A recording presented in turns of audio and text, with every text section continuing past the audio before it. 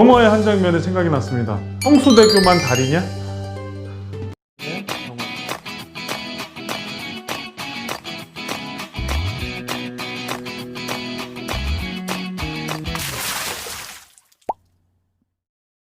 안녕하세요, 반갑습니다. 보험의방주TV의 방주일입니다.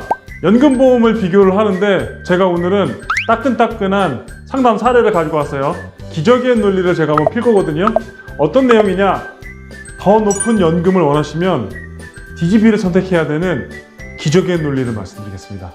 오늘 제가 이 상담을 하고 이 내용을 설명드리느라 30분 정도 상담을 했거든요. 연금보험을 비교하는 기적의 논리, 제가 봤을 때는 DGB를 판매하기 위한 맞춤형 컨설팅이라고 밖에 느껴지지 않았거든요. 어떤 내용인지 바로 한번 들어가 보실까요?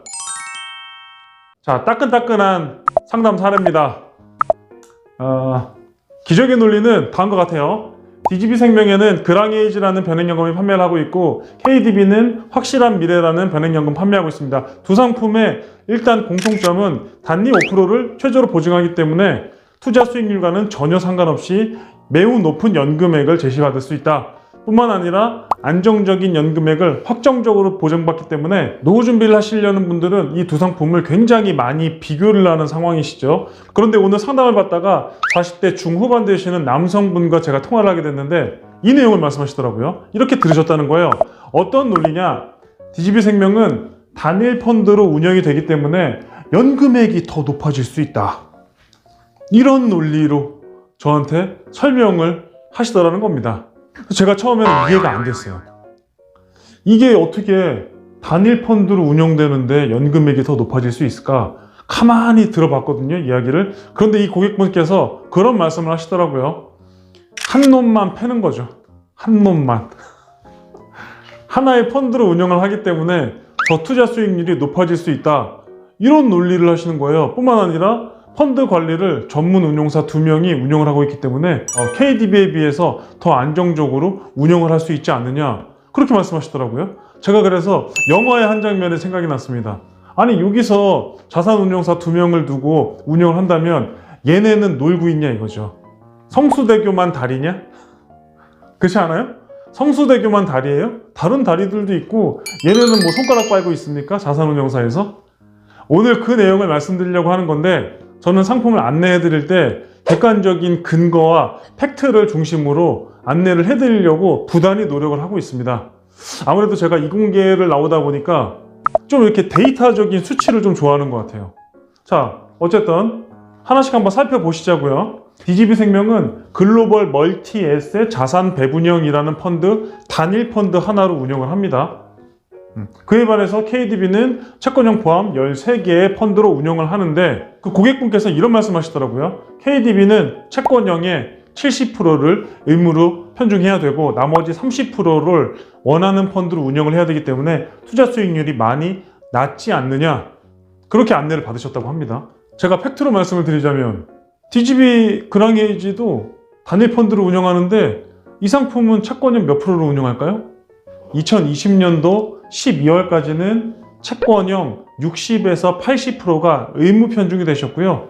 20에서 40%를 이 글로벌 펀드 안에 있는 또 다른 혼합형 펀드로 운용을 했던 상품이에요. 그런데 2021년도 올해 1월달 탁 들어서면서 채권형 펀드 비중이 10%포인트 낮아졌습니다. 즉, 채권형 펀드는 60에서 80이 아니라 50에서 70%를 의무 편중을 하고요. 그 나머지가 되는 30에서 50%의 펀드는 좀 더 공격적인 투자를 할 수 있는 겁니다. 이 단일 펀드 안에 채권형 펀드와 그 외의 펀드를 고루고루 나눠서 투자를 할 수 있다는 그런 개념으로 보시면 될 것 같습니다. 자, 그러면 이 녀석은 채권형 펀드 70%, 이 녀석은 올해부터 바뀌었다 하더라도 50에서 70% 의무로 들어가고 나머지 30%는 다른 펀드로 운영, 나머지 30에서 최대 50%는 채권형 펀드가 아닌 다른 펀드로 운용을 할 수가 있게 되는데, 과연 펀드가 1개이냐 13개로 운영하느냐에 따라서 연금액이 더 높아질 수 있습니까? 제가 드리고 싶은 말씀이 오늘 이 부분이에요. 이 두 개의 상품은 연금액을 산출하는 방식이 다르다. 이게 오늘의 핵심입니다. 핵심. 미리 말씀드립니다. 오늘 내용은 어려워요. 오늘 내용을 이해하시잖아요? 정말로 이 상품에 대해서 공부 많이 하신 겁니다. 인정합니다. 오늘 내용 어렵다는 내용 미리 말씀드리고 다음 장 보시도록 할게요. 제가 이해를 돕고자 좀 그림으로 좀 표현을 해봤습니다. 1번 레인, 2번 레인, 3번 레인이 있어요. 100m 달리기를 팡 하는데 1번 레인은 DGB생명의 그랑에이지라는 선수입니다. 달리고 3번 레인은 KDB의 확실한 미래라는 선수예요. 그러면 2번 레인은 뭐냐? 요 2번 레인은 바로 단리 5%로 달리는 선수입니다. 2번 레인은 변화가 없죠. 출발 딱 함과 동시에 단리 5%로 매번 쌓여서 연금을 지급받는 순간에 100%로 꼬링 딱 하는 거예요. DGB생명은 연금을 계산하는 방식이 이렇습니다. 2번 레인에 달리는 연금 기준 금액과 1번 레인에 달리는 DGB생명의 투자 수익률로 분리되는 이 금액을 직접 비교를 했을 때 DGB가 기준 금액보다 늦으면은 얘가 적용되는 거예요, 얘가. 아주 상식선에서 있을 만한 그러한 셈법이죠. 자, KDB 셈법을 한번 보시자고요. 2번 레인의 연금 기준 금액이 만기 때까지 쭉 달려주는데 3번 레인이 50%를 넘어서서 60%까지 왔어요.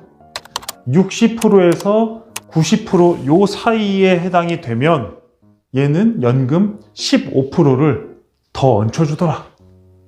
이겁니다. 계산 방식이 다르죠. 그러면 3번 레인인 KDB가 60%가 아니라 58%까지밖에 못 달렸어요. 그러면 KDB는 투자 실적 가산율 15%를 받지 못하는 거예요. 그냥 똑같이 연금 기준 금액 2번 레인과 똑같이 적용되기 때문에 DGB생명이랑 같은 형태로 연금이 지급된다. 한 가지 더 보자고요. 만약에 KDB가 연금 기준 금액의 90% 선까지 잘 달려줬어요. 투자 수익률이 발생했다는 거죠. 그러면 얘는 90%가 넘는 순간 수고했으니까 15%가 아니라 15%를 더해줘서 30%의 투자 실적 가산율이 높아진다.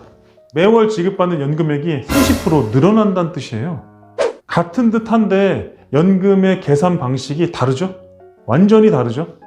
만약에 투자 실적 가산율이 없으면 KDB의 투자 실적 가산율이 없으면 DGB생명이랑 KDB는 연금을 계산하는 산출식이 똑같다. 그렇죠? 그런데 KDB는 투자 실적 가산율이라고 하는 굉장히 재미난 제도를 두고 있기 때문에 연금이 높아질 가능성이 DGB에 비해서 상대적으로 높다.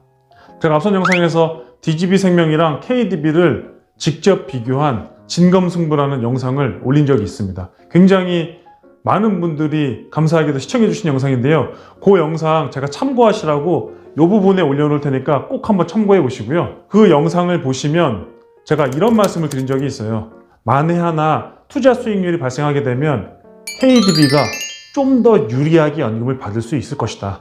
DGB생명도 마찬가지로 투자 실적이 올라가면 연금액이 높아질 가능성은 분명히 있는데 정말로 쉽지 않다라고 말씀을 드렸습니다.